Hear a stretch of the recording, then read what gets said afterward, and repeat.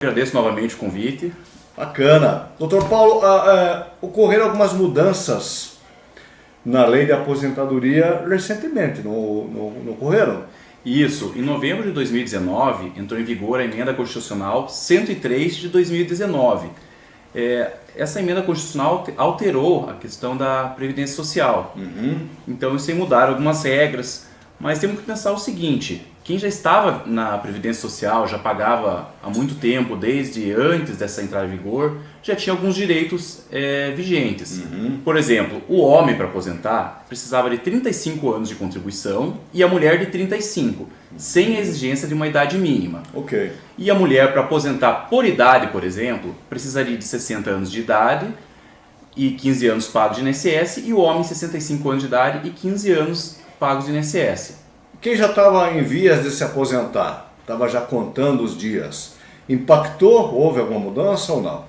Tiveram alguns problemas. Quem não tinha os requisitos preenchidos até novembro de 2019... 2019. Isso, quem não tinha os requisitos preenchidos, eventualmente entrou em alguma regra de transição. Vamos pensar em um homem que estava com 34 anos de contribuição, faltando um ano para se aposentar em novembro de 2019. Novembro de 2019, faltava um aninho, ele estava contando já.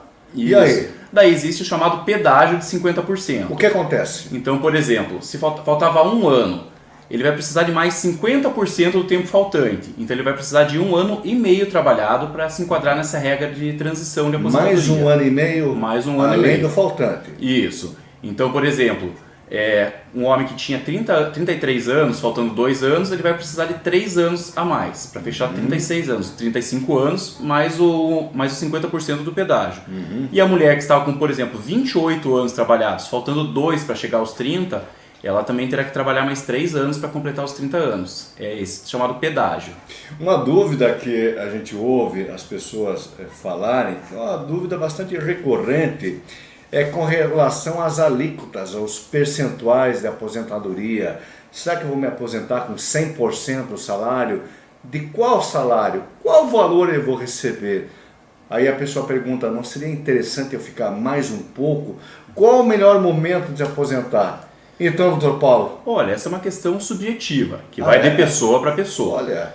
A regra de cálculo, ela é baseada desde julho de 94, quando iniciou o Plano Real, até o mês anterior ao requerimento administrativo.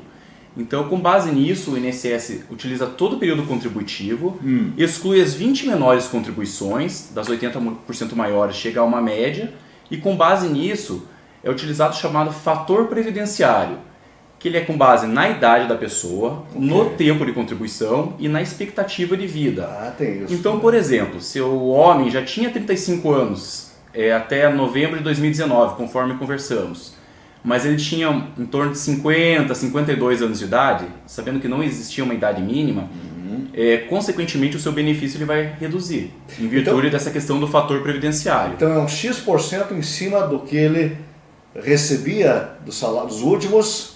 Desde julho de 94, quando iniciou o Plano Real, até o mês anterior ao requerimento administrativo. Aí é uma média salarial. Isso, uma média salarial. Então o que acontece muito, chega muita gente conversar conosco aqui no escritório, que informa, eu estava ganhando 5 mil, 4 mil nos últimos anos, mas vem um salário de benefício bem mais baixo do que isso. É que muitas pessoas, geralmente em início de carreira, início de profissão, acabam recebendo um salário mínimo, um pouco acima, em razão do progresso profissional, assim, vai aumentando o seu salário. Consequentemente, nos últimos meses antes da aposentadoria, é maior o seu salário de contribuição, mas não o salário de benefício para uma aposentadoria. Então ele puxa aqueles salários primeiros e tira uma média. Isso, E desde acaba julho de puxando 94. para baixo o valor final. Muitas vezes acaba reduzindo. Existe uma exclusão de 20% das 20% menores contribuições. Então, por exemplo, pega algum período com salário mínimo, acaba excluindo, não entrando na média, porque consequentemente pode influenciar para cima o valor do benefício do segurado. Então tem essa questão. Você havia perguntado com relação ao melhor momento. Pois é. Depende de pessoa para pessoa. Quando a pessoa aposenta por idade ou por tempo de contribuição, não existe, a pessoa não é obrigada a parar de trabalhar. Não tem como. Então ela pode continuar recebendo o benefício e trabalhando também. Eventualmente, se ela vier receber uma aposentadoria por invalidez, esse benefício impede com que a pessoa volte a trabalhar. Doutor Paulo, tem pessoas que dizem, poxa, mas eu estou muito novo para me aposentar e agora ficar em casa. Aí, de repente, o seu patrão, né, diz, olha, quer ficar mais um pouco aqui na empresa? E a pessoa diz, tá bom, vou continuar trabalhando mais um pouco. Essa pessoa tem que continuar contribuindo, e eu já emendo mais uma pergunta. Esse a mais que ela está contribuindo, ela vai receber ou não? Então, Mário, essa é uma questão bem polêmica, na verdade.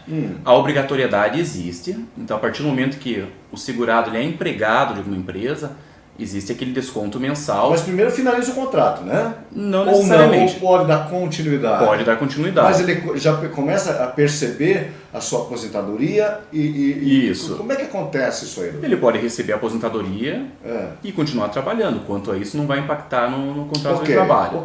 A questão é a seguinte, existe a obrigatoriedade da empresa, tanto em efetivar o desconto previdenciário mensal das contribuições do valor do empregado, quanto também a parte empresarial. Então, independente do empregado estar aposentado, ou seja, ele continua, se aposentou, está percebendo sua pensão, mas se recebeu o convite e aceitou continuar trabalhando na empresa para completar a renda, ele tem que estar ciente que vai ser descontado percentual referente ao INSS. Vai continuar da mesma maneira. E não tem retorno isso. E não tem retorno.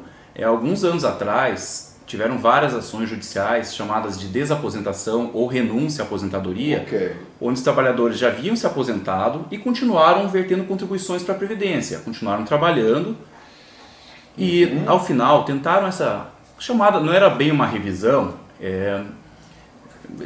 era equivalente a uma revisão, mas não se enquadrava como revisão, para tentar com que esse período posterior se enquadrasse, entrasse no benefício da pessoa.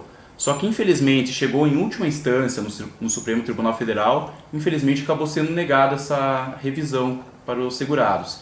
Então, existe a obrigatoriedade do recolhimento previdenciário, entretanto, não há uma contrapartida para o aposentado. Puxa vida.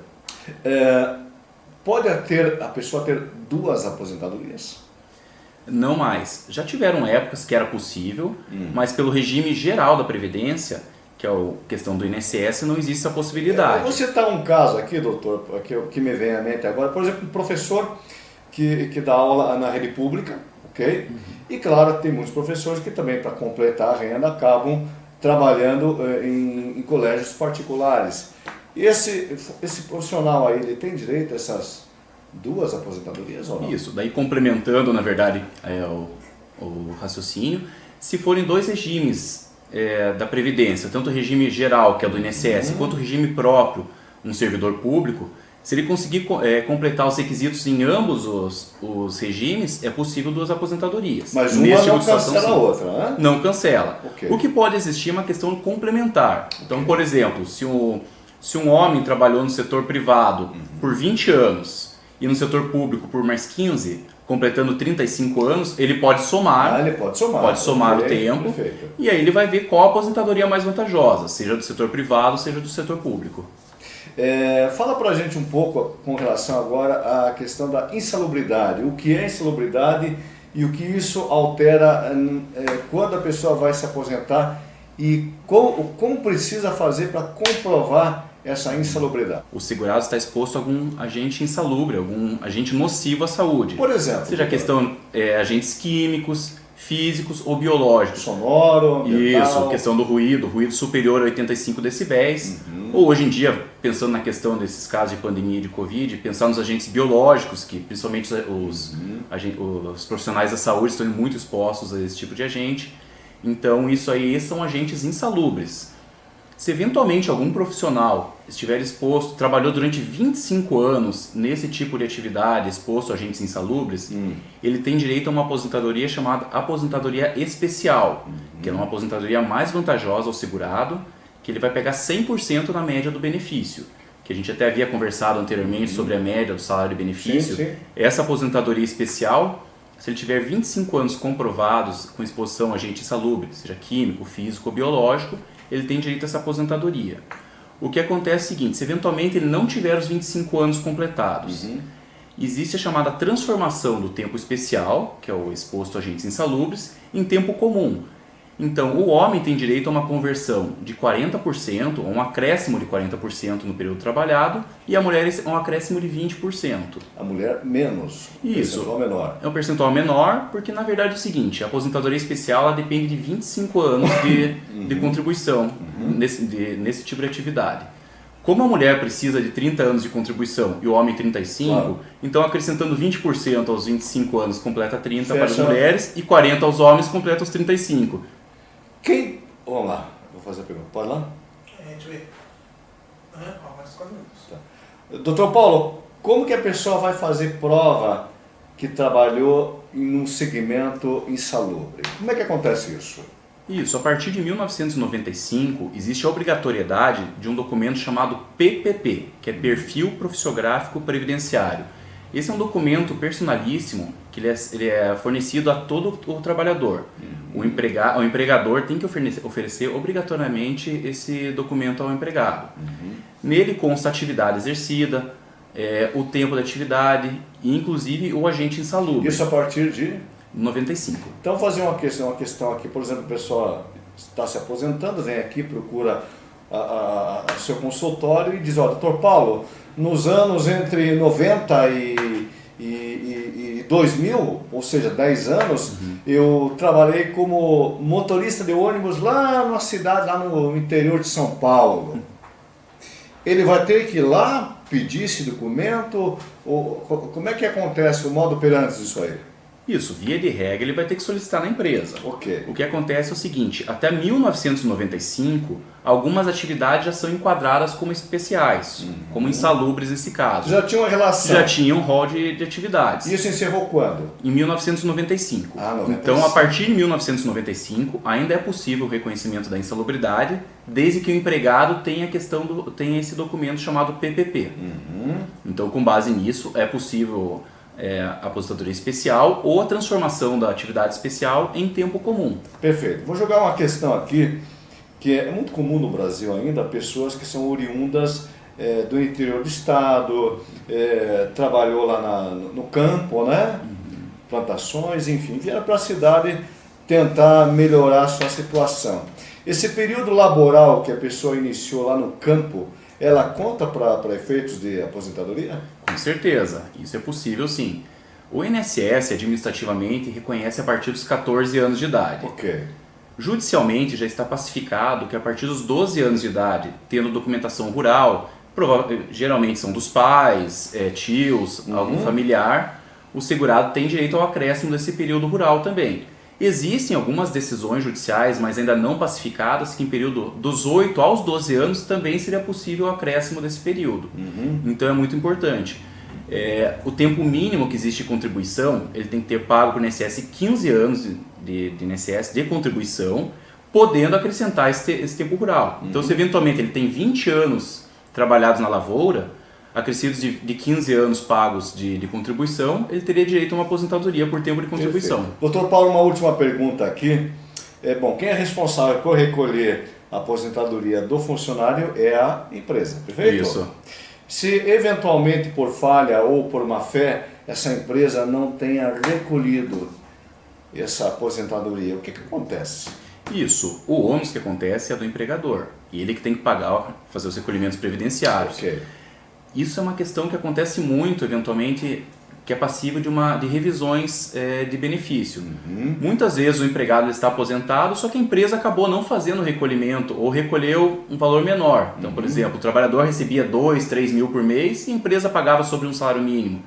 No momento de fazer o cálculo do salário de benefício da pessoa, certamente o benefício vai reduzir. E o que acontece muitas vezes? O trabalhador pode ter entrado com alguma reclamatória trabalhista contra uma empresa, se eventualmente não tinha o vínculo reconhecido ou teve alguma divergência, esse tempo reconhecido numa reclamatória trabalhista, ele deve ser averbado no INSS e, consequentemente, o INSS também deverá reconhecer esse período. Então, existem muitas vezes, o INSS acaba também reconhecendo, mas não coloca o tempo total pago pela empresa. Bom, então podemos dizer que em qualquer momento, mesmo depois de se aposentado, é possível revisões ou tem um tempo específico para isso? Isso, há um limite estabelecido por lei, que são até 10 anos da concessão do benefício. Ok. Então, decorrido esse prazo, se eventualmente passou 10 anos e um dia e o segurado não entrou com alguma revisão, infelizmente ele perde o direito. Porque às vezes acontece, né, doutor Paulo? A pessoa está lá, olha, puxa vida, abre todo mês o extrato, né? Puxa vida, tantos anos trabalhado, merecia mais. Aí acontece, isso é bem comum, na verdade. Mas atenção, você tem até 10 anos para ficar em dúvida e tentar procurar um profissional. Passou de 10 anos... Infelizmente, acabou. perde qualquer tipo de direito. Bom, eu gosto de conversar aqui com o Dr. Paulo Brito, que é um advogado que sempre está antenado nas mudanças, né? E ele mantém nas redes sociais também muita informação de qualidade. Se você tem alguma dúvida, você tem o Instagram, né, Dr. Paulo? Como é que as pessoas acham lá no Instagram? Isso, pode me achar pelo meu próprio nome, tá? P, Brito com 2 T's, JR. Que daí lá eu posso postar alguma informação ou prestar algum esclarecimento. Bom, bacana. Bom, se você tem alguma dúvida, como o Dr. Paulo Brito é meu amigo, eu tenho o telefone dele anotado aqui, né? Se você quer conversar com o Dr. Paulo Brito, quer encaminhar alguma pergunta, é o 3018-4403. Vou repetir, 3018-4403.